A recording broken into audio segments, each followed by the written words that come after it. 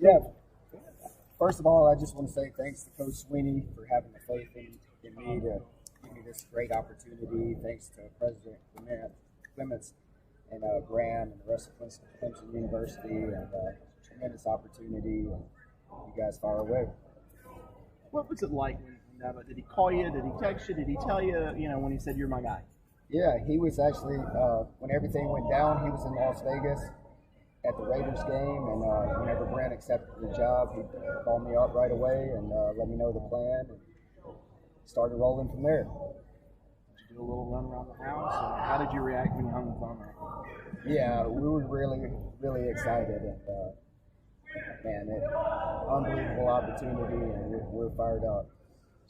Wes, did you have a pretty good idea of, like, in recent years, if this was going to be the arrangement if and when Brent decided to leave? Yeah, I mean, I thought I had a great opportunity, and you know, me and Brent have worked great over the years, 7 years together, and you know, have tremendous respect for him, and just came in every day with the mindset that I'm going to learn as much ball as I can from him, and you know, there's so many great examples over the years where it was like we were thinking the same thing at the exact same time, you know. But yeah. So many Clemson fans know Coach Venables so well. He's just one of those figures that people know. What can you tell them about you? Because maybe they don't know you as well. Yeah, you know, I'm a football junkie. You know, I love the game. You know, from my very first opportunity at Mississippi State, you know, I've completely immersed myself into trying to learn big picture, learn schemes, learn techniques and fundamentals, and just love being on the field with the players. You know, that's why I got into this profession, to build great men of character through the game of football. And you know, that's the fun part, being around the guys in the locker room every day to me.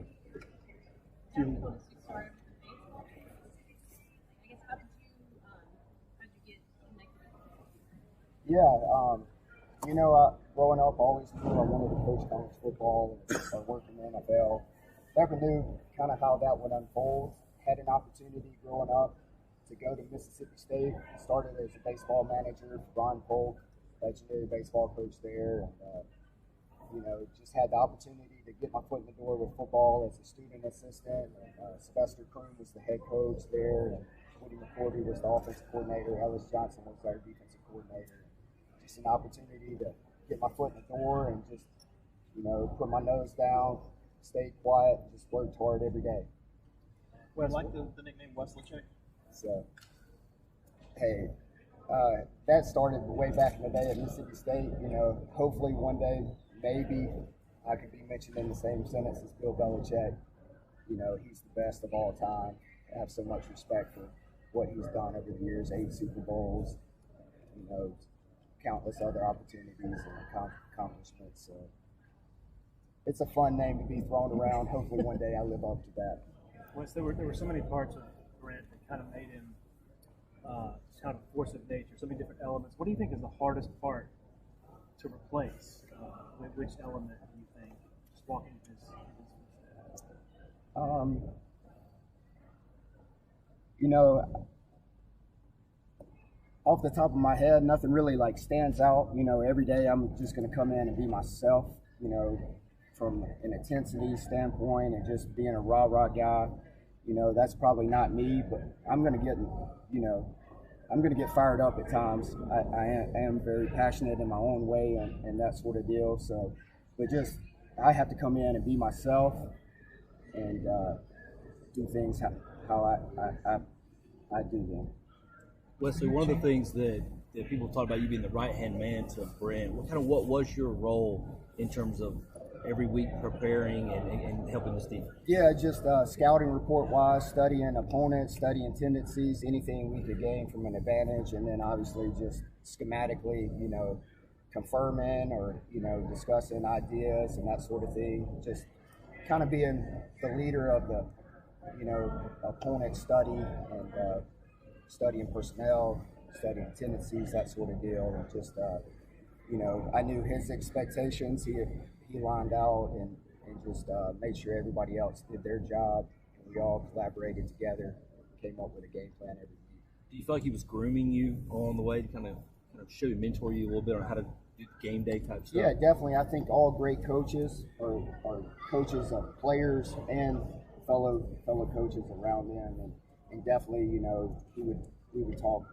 you know, what he's thinking in this situation, you know, his thoughts about coverages, pressures, that sort of deal, personnel, how to take, you know, matchups and that sort of deal. So just total education of the game, you know, just being in that room every day. Just in terms of your new role with these goal practices, what are your realistic goals to learn and accomplish in this time? Yeah, our goals are the same standard of defense that Coach Sweeney, you know, set forth day one to play defense at a high level. You know, our defense isn't based off of one person. Clemson's defense has always been about players, and you know, our expectations is to continue to play great defense and even try to ramp it up a notch. I mean, in terms of just doing the day to day and you know, game day, being DC and stuff like that. What do you want to learn? Yeah, just you know, taking full control, you know, and just being the guy and running all the situational football and obviously calling the game and just, you know, getting in the flow of game and in the flow of the game and just, you know, just figuring out who I am as a play caller and running things from the sideline. Obviously, Christmas Day is a week from today, but will Christmas Day be the 29th for you? And what do you think you'll be feeling pregame? Yeah, I think I'm going to be well, to go back to your point about Christmas Day is going to be the 22nd before we go down to Orlando. So we're not going to haul all our toys down for the girls and whatnot. But yeah, you know, 29th is going to be, my birthday's on the 28th. So I'll turn 37 and then game day on the 29th. So it's going to be an exciting adventure for sure. You mentioned play calling. Oh, go ahead. Oh, go ahead, John. Okay. Yeah, you mentioned play calling, something you haven't done before. I mean, you kind of knew this might be coming at some point. How have you prepared yourself? I prepared every day as if I'm the play caller. You know, I would run through games and I would, in my mind, play the game out. You know, I'm going to call this in this situation. That wouldn't be a great call. So every day for the last 10, 12 years that I've been in this profession, I've always thought big picture, you know, so preparing myself for this moment. So it's been years and years of, you know, time spent studying the game. Yeah. Do you feel like you have something to prove at all? I mean, just because people may not know you've never been a position coach, never done any of that before. I mean, my expectations for myself are good enough. You know, I don't have to prove anything to anybody else. You know, I have really high expectations for myself, and that's all that I care about. Along with play calling, Dabble told us that you recognize play, draw it up. Like, what does that look like in game? How quickly do you recognize concepts and then you pass it along to Brent? Yeah, I mean, we use that for like series adjustments and that sort of deal, but all of that comes through weekly preparation and time spent in the film room. You know, you can tell stuff pre-snap, this, and this are coming. So just, you know, all the preparation element. You do a week ahead, like scouting wise? Yeah, for the most part, our support staff, they'll work a week or two in advance, so to get everything ready for like, say, coming in on Sunday, like we'll have all this research done and present it to the staff. We heard that you'd had chances to leave and go other places multiple times. Did you have a sense that at some point in time that this was going to be the route you were going to be able to go and you were going to be able to achieve what you wanted to here? Yeah, you know, I'm a bloom where I'm planted guy. You know, I'm in no rush to leave a place like Clemson. The people here are unbelievable. You know, it's more about the people than the job to me. You know, and I love this place. I love Coach Sweeney. I love everybody in this building. I have great respect for everybody. Great respect for the university. So I'm a bloom where I'm planted guy, so we've set our roots here and plan to be here for the long haul, and just whatever comes. We're going to see a lot of similarities to what Brent did, or you're going to put your staff on some things, and I guess what are going to be some of the similarities and some of the differences? Yeah, philosophically, we're both very aggressive. You know, I want to take the fight to the offense and be very aggressive play calling wise, and so philosophically, we're very similar. Obviously, I'll put my stamp on it. Some great concepts that I've learned from other places I've been, and continue to grow our scheme and trying to stay at the forefront of college football. So what were some of the biggest takeaways you maybe learned from your time in various areas and kind of lead you up into that point now? Yeah, BA is one of the best coaches I've ever been around. Just an unbelievable guy, very genuine, down to earth, very well liked and respected by players in that locker room. Just being myself. Don't try to be anybody else. Just be myself. He's, when he would always come into the building, he spoke to everyone, made everyone feel welcome. Genuinely cared about everybody. So that's probably the biggest thing that I took away from my time with him. So a lot of blitzes. Yeah, definitely. No risk it, no biscuit, right? That's what they were saying.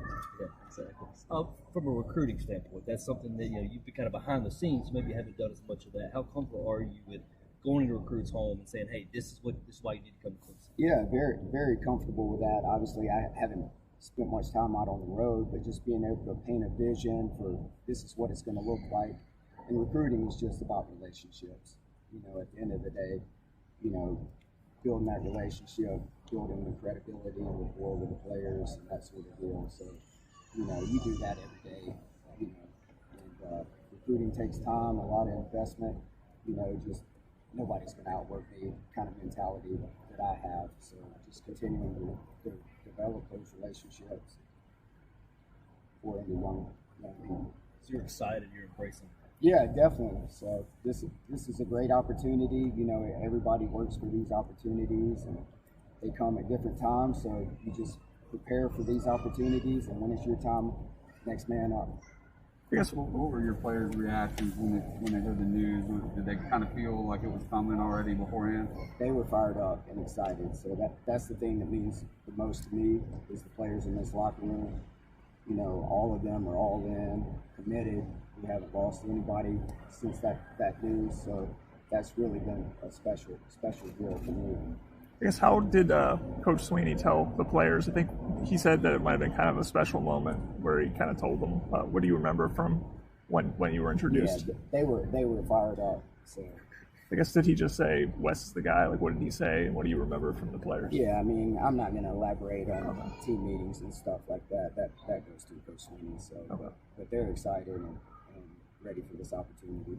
Wes, when you heard that Brent got the job, like that moment, were you thinking to yourself, probably the guy? Like, what was going through your mind? Or were you thinking, not sure? Like, I'm just curious. Yeah, I was just waiting on the phone call. So you thought it was I was good either way. So, I was just waiting to talk to both of them to see how things unfolded. Do you have a photograph of him for sure? Or that's what they say. So, do you? I don't know if I've been clinically diagnosed with that, but so Part of sign stealing. So that's not my job description. Yeah. But that's like one of the things that all the people that work with you say, that you just have the ability to see pretty much all 11 or all 22 what they've done and diagram it a second later. When did you notice that you had that gift? How'd you figure that out? I guess probably kind of in 2009 when I came here, the way that we kind of structured things defensively and just, kind of some of the stuff that I did on game days then, just kind of prepared me for that. What you able to sign first? What else? I guess you can talk about the idea of signing. What can you say about what he brings to linebacker and how excited you are? Oh, I'm fired up about Wade. I mean, he's definitely a Clemson kid. He's exactly what we want from a program standpoint. Just an unbelievable family, hard worker, smart, tough, savvy, physical, intelligent, plays fast and violent. He's long, he's going to fit right in with the linebacker group. All those kids are great kids and unselfish and just an overall team guy. So we're fired up to have him. Obviously coached defensive backs before. How have you prepared to coach linebackers? What will that be like for you, kind of adding that position? Well, I've been around linebackers since I started day one, probably more so than I have defensive backs. So just I've always learned, linebackers is the glue to the defense. So the front end ties in with the back end. And so just, day one, when I got my foot in the door in football, I was with the linebackers with Ellis Johnson, Kevin Steele, Carl Torbush, obviously QB, being linebackers coach. I've worked with all those guys. Had the opportunity to work in the secondary as well, Arizona, briefly, and so just understanding how all the run fits and the coverages all tie in together. I think linebackers and safeties, there's a lot of carryover. And those are all good linebacker coaches. And then you added Ted Roof to us this year. Yeah. Maybe what's one big thing that you've taken from some of those guys? You're like, man, this is really something that I've latched on to. It's about the players at the end of the day. You can be the greatest coach in the world, but if you don't have players that can go out there and execute at a high level and play fast and violent, and schemes and techniques are worthless. Coach, speaking of that, we've heard for a long time that Skowski is like a coach on the field.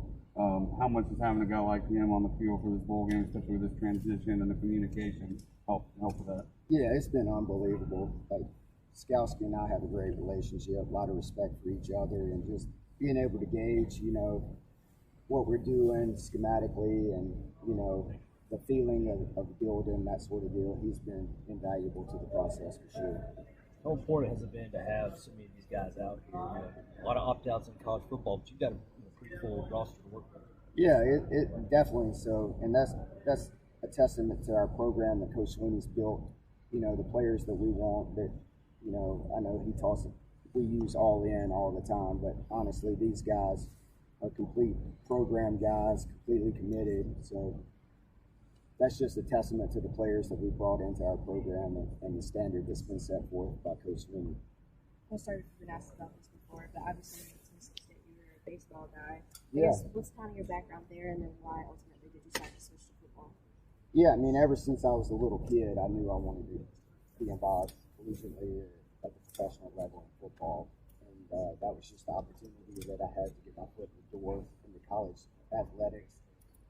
And then once I started with baseball, had the opportunity to transition over into football. And so here we are now. It's not, managers obviously for a lot of kids aren't necessarily considered glamorous. I guess what did those experiences, in that role teach you for right now? Yeah, I think it teaches you to appreciate everybody's role in the building. Whether you're the head coach, you're the janitor, you're the equipment manager, the trainer, everyone's role in the organization is very important. And everyone wants to be appreciated. And, those types of roles, they don't get all the publicity that I'm getting now, but they're just as valuable. And so that's probably the biggest thing that I learned from my experience. Let's let your interaction with the players. Brent was always such a fiery guy. Is that necessary? Or do you feel like you need to do a little bit of that more? Not necessarily. I think all our guys are highly self-motivated players, and everyone has their way of reaching guys and motivating, whether it's out of love or fear, that sort of deal. I have my ways of connecting and just be myself. Yeah, if you change, you're not genuine about it, right? So no. So you won't need a get back guy? No. So, not to say I won't get out on the field, but so. Wes, sorry if you've been asked this already, but what do you think about this Wesley chick nickname thrown around about you? So, man, I have such great respect for Coach Belichick and all that he's accomplished, and hopefully one day I can live up to that nickname. But just to even be mentioned in that same breath is truly an honor. So, who first called you that? Where'd that come from? I'm pretty sure it was Ron Holland at Mississippi State, who's now with the New York Giants, as Joe's right-hand man up there. Did you yell that on the practice field one day, or just in the office? Around the office. Okay. So. What'd you think when you first heard that? I thought, hey, that's pretty cool. Yeah. So. It was like four Super Bowls before, I guess less then. I don't know. You probably know. You're the one with the He's got 8, right? Yeah, six as a head coach, 2 as an assistant. Lost a couple.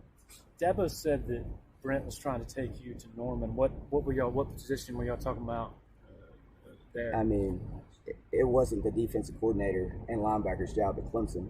So.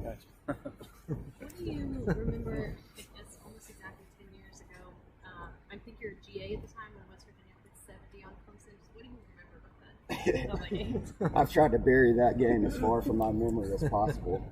But football is like life. Obviously, the best teaching moments are when things go wrong. And just so much to learn from that game, and just, whether it was preparation leading up to the game or maybe how we did things defensively. But just a great learning experience for some ways to do things different. Do you feel like Clemson is, because I think a lot of Clemson fans see that game as the game that obviously got Brent hired. Do you think Clemson's on this trajectory that they're on without that loss? I mean, we obviously were recruiting well, starting the foundation with Coach Sweeney, and had great players coming into the program. I'm trying to think who we were recruiting at the time, but Clemson's about a program, not necessarily defense. It's about Coach Sweeney's vision, and then everyone in the building, player-wise, going and executing that vision. So it's more than a coach, more than a scheme. It's a vision and buy-in from our players. This game's all about players. Like any other business in life, you're going to win with the people. And it's about the players and Coach Sweeney's vision.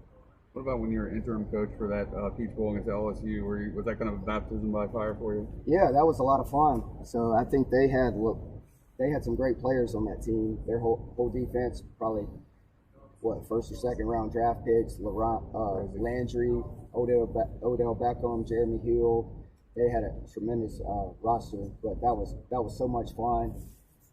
Probably the first time where I felt like, hey, I can go do this at a high level, and just having the guys buy in during that time was an unbelievable experience. One that I'll never forget. I got Catanzaro's kick on my wall. That's how special it is. Not Noob's catch, just the kick? Yeah, just the kick. I know you said that you wanted to put roots down here, but the draw of the NFL, how strong has that been, and how do you kind of avoid it?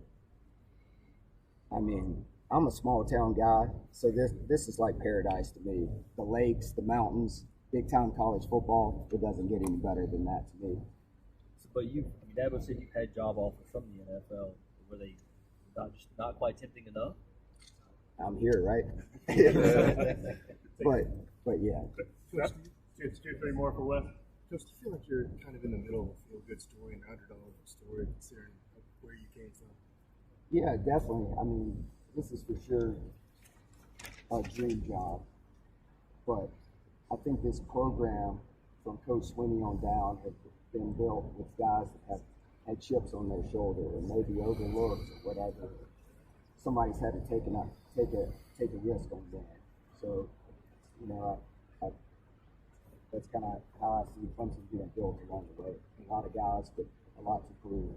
Dabo mentioned you sort of being able to see a player formation, just break things down immediately, know what everybody, what defense is supposed to be running, where people are supposed to be. Is that just formed over your years of coaching, or is your mind just always going to work like that? Yeah, just a lot of hard work over the years, and just studying the game, visiting with staffs around the country, and always talking ball, finding out ways how to do things better, that sort of deal. So just a lot of preparation, time over the years, and learning from some of the greatest minds in the game. You already talked about this in decline, but just your relationship with Coach Khan since he's been here, how much have you interacted, what your rapport is like with him? Yeah, there's nobody better than Coach Khan. Just an unbelievable man, great leader of men, has done it at a high level for a long time. He's like one of my best friends here, and just a lot of respect for him and his wife Haley and his two sons. So I mean, we get along great, both unselfish, no egos. So we're going to do what's best for this program and for Coach Sweeney. Take one final one if anybody has one. You're going to be okay with all this, us bugging you with dumb questions? So, yeah, it's part of it. I signed up for it, so for sure. You going to be on time on Mondays? That I will. Venables was a little... I'm a really structured mind. You got over here much I'm quicker down than to he it. did.